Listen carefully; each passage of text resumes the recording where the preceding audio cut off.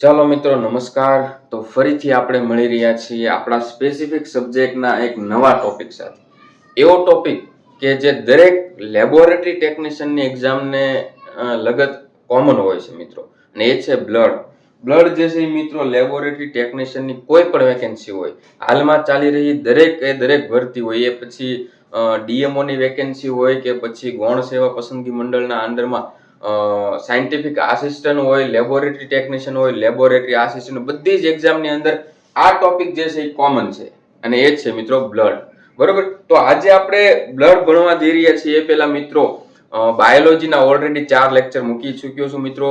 જે લોકો ગૌણ સેવા પસંદગી મંડળ અંદરમાં જે અલગ અલગ વેકેન્સી આવી છે તેની જે પ્રિપરેશન કરી રહ્યા છે, તેમાં સ્ટરીલાઇઝેશન મહત્વનો ટોપિક છે, ફર્મેન્ટેશન જે છે એ પણ મહત્વનો ટોપિક છે.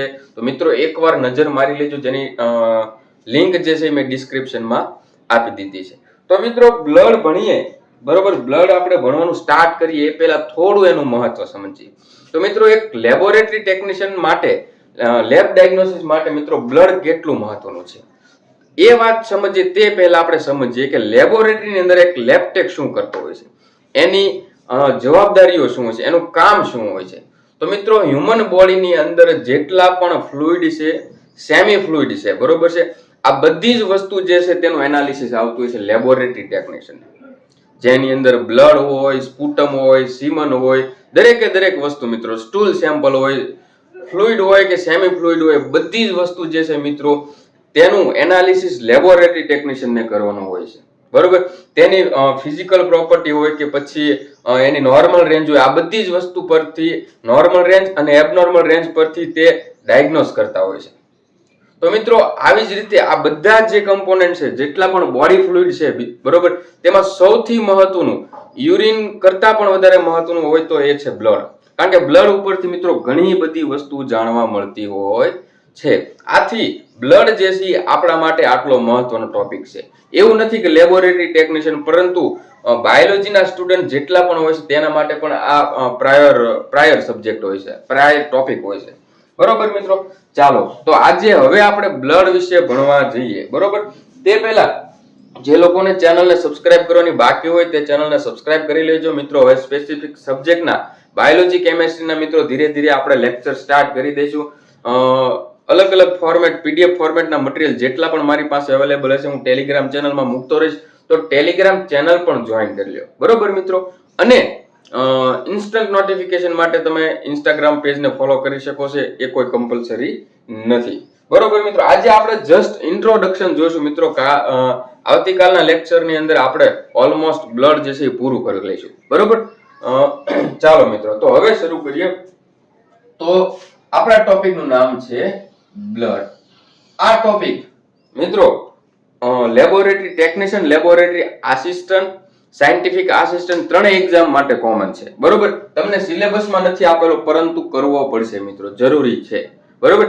એ સિવાય ડીએમઓ ની જે ભરતી ચાલી રહી છે એની અંદર તો મિત્રો સ્પેશિયલ ટોપિક આપેલો જ છે. બરોબર. ટીક કરેલો છે કે તમારે આ ટોપિક આખો કરવાનો રહેશે. હિમેટોલોજીની અંદરમાં મિત્રો આ ટોપિક્સ કરવાનો રહેશે. બરોબર. ચાલો હવે મિત્રો વાત કરીએ બ્લડ. તો બ્લડ બાળપણથી મિત્રો આપણે પ્રાથમિક ધોરણ, પ્રાઇમરી થી આપણે ભણતા આવ્યા છીએ કે blood is connective tissue, blood is સંયોજક પેશી છે, જે આપણને સૌ કોઈને ખબર છે. બરોબર. તો આપણે એની ઉપર પીએચડી કરવા નહીં જઈએ. ટિશ્યુ એટલે શું એ પણ તમને ખબર છે. બરોબર. જ્યાં એક કરતા વધારે કોષો ભેગા મળીને જે કોષોનો સમૂહ હોય છે, બરોબર, જે સેલનો જે આખું ગ્રુપ હોય છે, તેમને ટિશ્યુ કહેવામાં આવે છે. આ ટિશ્યુ જે છે તેની અલગ અલગ પ્રકારની ટિશ્યુ હોય છે, તેમના કાર્ય ઉપર આધારિત હોય છે. સંયોજક પેશી હોય છે મિત્રો, ચેતા પેશી હોય છે, અલગ અલગ પ્રકારની પેશીઓ હોય છે. તો આપણે આટલી વસ્તુ, આ પ્રશ્ન મિત્રો સામાન્ય છે, પરંતુ ઘણી બધી એક્ઝામમાં પૂછાઈ ગયો છે. સમજાણું કે બ્લડ જે છે એ કનેક્ટિવ ટિશ્યુ છે. હવે મિત્રો હ્યુમન બોડીની અંદર બ્લડ જે છે એ દરેક પાર્ટની અંદર હરતું ફરતું હોય છે. બરોબર. આર્ટરી અને વેન મારફતે O2 વાળું લોહી અને CO2 વાળું લોહી આખા બોડીની અંદર ફરતું હોય છે. તો ખાલી ઓક્સિજન અને CO2 ના ટ્રાન્સફર સિવાયનું પણ બ્લડનું બહુ મહત્વનો રોલ છે મિત્રો આપણા હ્યુમન બોડીની અંદર. તો આપણે બ્લડ ની અંદર એના અલગ અલગ કમ્પોનેન્ટ છે તેના વિશે પણ આપણે સમજવાનું રહેશે. તે જ વસ્તુ સમજવાનું છે, બીજું કઈ છે જ નહીં મિત્રો. બરોબર, હવે રેટિક્યુલોસાઇટ્સ ને એ બધી વસ્તુ આપણે એટલી બધી ડિટેલમાં ભણવાની નથી. બરોબર, ઇરિથ્રોપોઇસિસ આખી પ્રોસેસ ભણવાની નથી, પરંતુ આપણી એક્ઝામ ને લક્ષીને જે કઈ વસ્તુ છે તે આપણે સમજવાનો પ્રયત્ન કરવાનો છે. બરોબર, તો હવે મિત્રો આપણું જે બ્લડ હોય છે, બરોબર છે, ઈ બ્લડ ની અંદર મોસ્ટલી બે પ્રકારના ફોર્મેટ હોય છે. એક ફોર્મેટ એવું હોય છે કે જેમાં ફ્લુઇડ પાર્ટ આવેલો છે, બરોબર, અને બીજું જે છે એમાં સેલ્યુલર પાર્ટ આવેલો છે. ફ્લુઇડ પાર્ટ ની અંદર લિક્વિડ ફોર્મમાં હોય છે મિત્રો, અને સેલ્યુલર પાર્ટ ની અંદર અલગ અલગ પ્રકારના કોષો છે. આ બધા જેટલા લોકો જોવે છે ને એને બધાને આ વસ્તુ ખબર જ છે. સૌથી પહેલી જ વસ્તુ કહી દઉં કે જેટલા લોકો જોવે છે બધાને આ બધી વસ્તુ ખબર છે, પરંતુ આપણે સિલેબસમાં છે, તમારે રિવિઝન થઈ જાય, અમુક નાની મોટી વસ્તુઓ જે છે યાદ ન હોય તો આપણે શરૂઆત કરી દઈએ. બરોબર મિત્રો, ચાલો અને બધાએ નોટ્સ બનાવવાની છે, અને આની નોટ્સ બનાવો મિત્રો. બધાએ મને ફોટો મોકલવાનો છે. એમ જે રીતે તમે બંધારણના લેક્ચર નોટ્સના ફોટા મોકલ્યા છે, રીઝનિંગ લેક્ચર નોટ્સના ફોટા મોકલ્યા છે, મેથેમેટિક્સની આખી નોટ્સ બનાવી છે, તે રીતે આના પણ બનાવવાના છે, ભૂલી નથી જવાનું. બરોબર, હા મિત્રો, તો કમ્પોનન્ટ્સ ની વાત કરીએ. There are two types of components in our blood. બરોબર, first one is fluid part and second one is cellular part. તો મિત્રો ફ્લુઇડ પાર્ટ ની અંદર પ્લાઝમા આવશે, સેલ્યુલર પાર્ટ ની અંદર ત્રણ આવશે, આરબીસી આવશે, ડબ્લ્યુબીસી આવશે અને પ્લેટલેટ આવશે. મેં મિત્રો નાની એવી આકૃતિ ડાયાગ્રામ ફિગર દોરી છે, જેનાથી થોડો સંતોષ તમારે માની લેવો, કારણ કે આનાથી વધારે સારું ડ્રોઈંગ મને આવડતું નથી. મિત્રો બ્લડ વેસલ હોય છે, એની અંદર સૌથી વધારે વાત કરીએ તો પ્લાઝમા હોય છે. આ જે રેડ કલર છે ને એ પ્લાઝમા, મેં ખાલી સમજવા માટે આ મિત્રો આકૃતિ દોરી છે.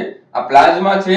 પછી આ જે બાયકોન્કેવ શેપના રકાબી આકારના જે છે મિત્રો, એ જે છે એ આરબીસી છે.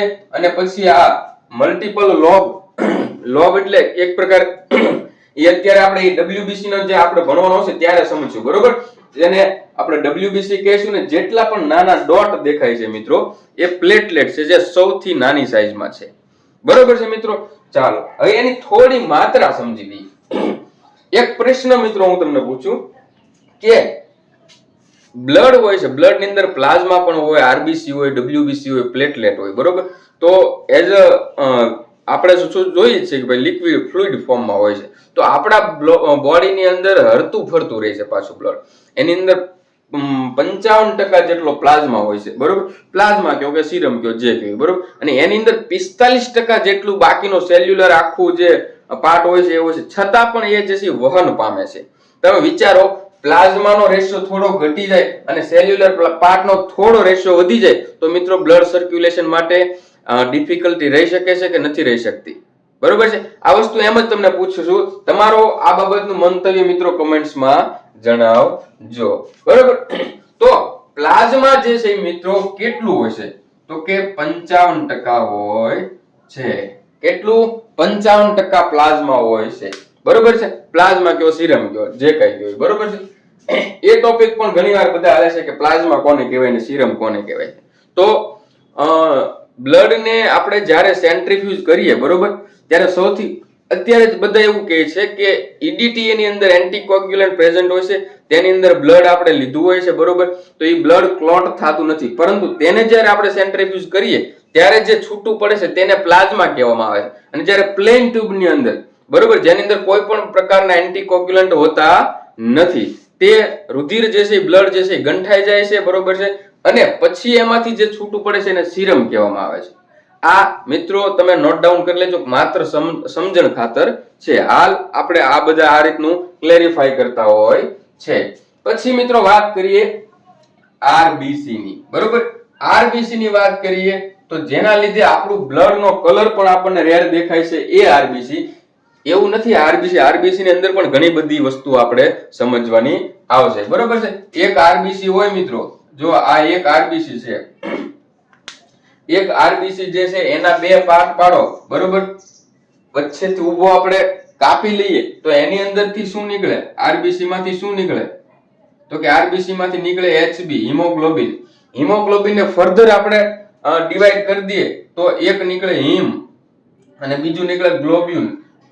બરોબર, તો આ જે ગ્લોબિન ગ્લોબિન જે છે એ પ્રોટીન છે અને હિમ જે છે એ શું છે તો કે આયન છે, જેના લીધે મિત્રો બ્લડ જે છે એ આપણને રેડ કલર નું દેખાતું હોય છે. અને આ ગ્લોબિન જે છે મિત્રો એ પ્રોટીન છે. શું છે? પ્રોટીન છે. એની અંદર મિત્રો જીનેટિકલી કોઈ પણ ઇસ્યુ થાય તો એમાંથી અલગ અલગ પ્રકારના ડિસઓર્ડર થતા હોય છે. બરોબર છે. જો આપણે એમાં વાત કરીએ તો થેલેસેમિયા મેજર માઇનર હોય કે સિકલ સેલ એનેમિયા હોય, તે થવા માટેનો જવાબદાર જે છે આની અંદર જીનમાં થતા ફેરફારને લીધે થતો હોય છે. ઓક્સિજનેટેડ અને ડીઓક્સિજનેટેડ ફેઝની વાત કરીએ તો જ્યારે ઓક્સિજનેટેડ ફેઝ એટલે કે O2 લઈ જવાનું જે છે એ કામ પ્રોપર થાય છે, પરંતુ જ્યારે CO2 લાવવાનું કામ પ્રોપર થતું નથી ત્યારે જે છે એ આખો આરબીસી આ વસ્તુને લીધે આખો આરબીસી જે છે સંકોચાઈ જાય છે અને પોતાનો શેપ જે છે સિકલ ટાઈપ કરી નાખે છે. આથી એને સિકલ સેલ એનેમિયા કહેવાય છે. આ બધી વસ્તુ આપણે આવશે, અત્યારે આપણે વધારે સમજવાની નથી. પરંતુ આરબીસી કેટલા હોય છે તો કે 40 થી લઈને 45% હોય છે. આ મિત્રો આમાં જે વસ્તુ મેન સમજવાની છે ને એ આ જ છે સમજવાની. આ ઘણી બધી એક્ઝામમાં આપણને આ ટકાવારી પૂછાઈ જાય છે. ત્યારબાદ WBC, RBC ને ઇરિથ્રોસાઇટ્સ કહેવામાં આવે છે મિત્રો, બધાને ખબર છે છતાં પણ સાઈડમાં લખી લેજો. બરોબર છે. ત્યારબાદ WBC, વ્હાઇટ બ્લડ સેલ અને પ્લેટલેટ્સ, આ બંને જે છે લેસ ધેન 1%, 1% કરતા ઓછા અથવા તો 1% આપણે લખી શકીએ. બરોબર છે. આટલું પ્રમાણ હોય છે મિત્રો. ફરીથી એકવાર બ્લડ ની વાત કરીએ તો બ્લડ ઇઝ કનેક્ટિવ ટિશ્યુ. બરોબર. અને એના કમ્પોનન્ટ્સ માં વાત કરીએ તો there are two types of components in our blood, fluid part and cellular part. fluid part ની અંદર વાત કરીએ, પાર્ટ ની અંદર વાત કરીએ તો તેમાં પ્લાઝમા નો સમાવેશ થાય છે, જે કેટલા ટકા હોય છે 55%, 55% હોય છે મિત્રો. બરોબર છે. ત્યારબાદ સેલ્યુલર પાર્ટ ની વાત કરીએ મિત્રો તો એની અંદર રેડ બ્લડ સેલ RBC જે 40 થી 45% હોય છે. પછી WBC જે 1% થી ઓછા હોય છે મિત્રો. પ્લેટલેટ્સ હોય છે તો એ પણ 1% થી ઓછા હોય છે મિત્રો. બરોબર છે. આપણે જ્યારે EDTA ને સેન્ટ્રીફ્યુઝ માં મૂકીએ મિત્રો ત્યારે થોડી વાર માટે સેન્ટ્રીફ્યુઝ થાય. બરોબર. RPM પર ફરે છે ત્યારે જ્યારે બહાર કાઢીએ ત્યારે સેન્ટ્રીફ્યુઝ ના અંદર છેલ્લે જે સેલ હોય જે છે બરોબર, સેલ્યુલર પાર્ટ હોય છે મિત્રો. બરોબર. તે નીચે બેઠી જાય છે અને પ્લાઝમા વાળો જે ફ્લુઇડ પાર્ટ હોય છે તે ઉપર રહે છે. પરંતુ સૌથી નીચે કોણ બેઠે? કમેન્ટ્સ કરો. બરોબર. સૌથી નીચે કોણ હોય કમેન્ટ્સ કરો, એનાથી ઉપર કોણ હોય એ કમેન્ટ્સ કરો, અને છેલ્લે સૌથી ઉપર કોણ હોય તે કમેન્ટ્સ કરવાનું છે મિત્રો. બરોબર છે. તો મિત્રો આ થઈ ગયું આપણા બ્લડ નો ઇન્ટ્રોડક્શન. બરોબર છે મિત્રો. બ્લડ ની સામાન્ય વસ્તુ જે આપણે સમજવાની હતી તે સમજી લીધા. હવે મિત્રો જો તમે બધા કમેન્ટ્સ કરશો તો આપણે આગળ વધારીશું. એમાં બધી જ વસ્તુ આપણે પ્લાઝમા વિશે ડિટેલમાં ભણવાનું છે, સેલ્યુલર પાર્ટ્સ ની અંદર RBC વિશે ડિટેલ ભણવાનું છે મિત્રો. RBC વધારે હોય તો ઇરિથ્રોસાઇટોસિસ અને ઇરિથ્રોસાઇટોપેનિયા. બરોબર છે મિત્રો. એ વસ્તુ જાણવાનું છે. લિમ્ફોસાઇટોસિસ, લિમ્ફોસાઇટોપેનિયા, WBC વધારે હોય પહેલા તો WBC નું આખું સ્ટ્રક્ચર સમજવાનું, ત્યારબાદ WBC ની વધારે અને ઓછી રેન્જ થી શું થાય તે સમજવાનું. પ્લેટલેટ. બરોબર. થ્રોમ્બોસાઇટોસિસ ને થ્રોમ્બોસાઇટોપેનિયા અને અલગ અલગ ડિઝીઝ ની અંદર પ્લેટલેટ નું કામ શું હોય છે, તેની ઉણપથી શું શું થાય છે મિત્રો, આ બધી જ વસ્તુ ભણવાની છે.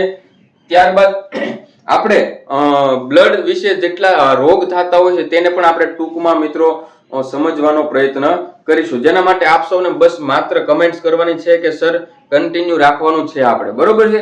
કારણ કે સમય મિત્રો એટલો બધો નથી, કારણ કે સિલેબસ લેન્ધી છે. જો આપ સૌ કમેન્ટ કરશો તો કરીશું. ફર્ધર મિત્રો વાત કરી દો, મેથેમેટિક્સ આખું પૂરું કરી લીધું છે આપણે. જેટલા લોકોને પણ હજી બાકી છે નોટ્સ બનાવવાની, રિવિઝન મારવાનું, ટેસ્ટ આપવાની, તો બધા જ સાથે થઈ જાજો. કારણ કે ઓલરેડી 2500 થી લઈને 3000 વિદ્યાર્થીઓએ રેગ્યુલરલી મિત્રો મેથેમેટિક્સના ગણિતના લેક્ચર ભર્યા છે. બરોબર. તેની નોટ્સ બનાવી છે, રિવિઝન પણ કર્યું છે, અને જેટલી ટેસ્ટ મેં મૂકી છે તે ટેસ્ટ પણ આપી છે મિત્રો. અને હાલ બીજી એક્ઝામ ની અંદર પોતે મેથેમેટિક્સ ના એક્ઝામ્પલ સોલ્વ કરતા થઈ ગયા છે. બરોબર. એવી જ રીતે રીઝનિંગ પણ મિત્રો આપણે ઓલરેડી 10 લેક્ચર ની આજુબાજુ મૂકી ગયા. અને ત્યારબાદ બંધારણ એવો સબ્જેક્ટ જે છે કે ક્યારે વાંચ્યો ન હોય ત્યારે બધા લોકો એની અંદર એક્સપર્ટ બનતા જાય છે. કારણ કે ઓલરેડી 15 થી લઈને 16 લેક્ચર આપણે કવર કરી લીધા. 16 લેક્ચર ની અંદર આપણું જેટલું IMP હતું બરોબર છે મિત્રો, એ મોટા ભાગનું કવર થઈ ગયું છે. 60 થી 70%. હવે 30% જેવું બાકી છે. જે ઘણી ગાંઠી વસ્તુ છે અને જલ્દી જ આપણે પૂરો કરી લઈશું. તો સિલેબસમાં મિત્રો ઘણું બધું આપણે કવર કરી લીધું છે. બાકી સ્પેસિફિક સબ્જેક્ટ જે છે તેને હવે આપણે શરૂઆત કરી દઈશું. બરોબર મિત્રો, ચાલો મિત્રો આજ માટે આટલું જ. જય હિન્દ, જય ભારત.